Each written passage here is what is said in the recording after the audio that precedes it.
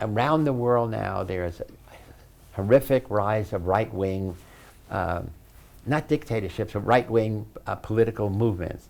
I do a lot of work in Hungary, so Viktor Orban, in Turkey, now in Italy, there's a right-wing. In America, Trump is really almost now like a right-wing dictator. Right. So it's a Vladimir Putin. Yeah, and Putin, of course. What do you make of all of those people? What do you see? It's, even though the people are very different, the ideology is the same. It's really, we know better. We are like the knowing father. We're going to tell you what you should do. And again, many of these are, democracies, but in every case, it's also populist movement. In Poland, as well, it's populist movement. It's exclusionary. It's Hungary for Hungarians. It's America for Americans. So it's isolationist by nation.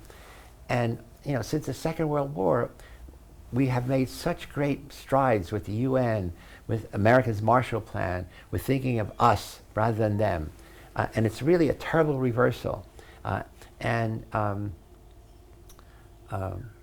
it's England with your Prime Minister, it's France, Germany. So, in many cases, again, it's women, interestingly, who are still upholding democracy, and it's really against.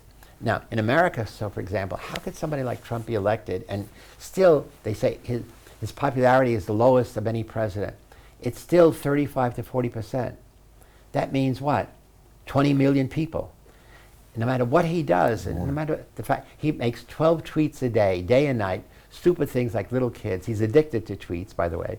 And secondly, the Washington Post determined that he's made 2,100 lies, public lies, or misrepresentation, publicly. And still people say, yes. Now, he's appealing to less educated. And I think many of these right-wing governments are appealing to people less educated, feeling they've been left out. That, again, the sad thing around the world is the economic inequality gap. The rich get richer and the poor get poorer almost every day. And the poor resent it. And there's nothing you can do to change your status. You're in a low-level job, and ultimately, depending on the job, you're going to be replaced by a robot. So I visited a factory in Detroit. There's one person for every 10 robots making a car. So America's auto industry is now booming. For the first time, there's a resurgence in sales of the 3 American cars, Ford, Dodge, Chrysler. They're all made by robots. Those jobs are never going to go back to people.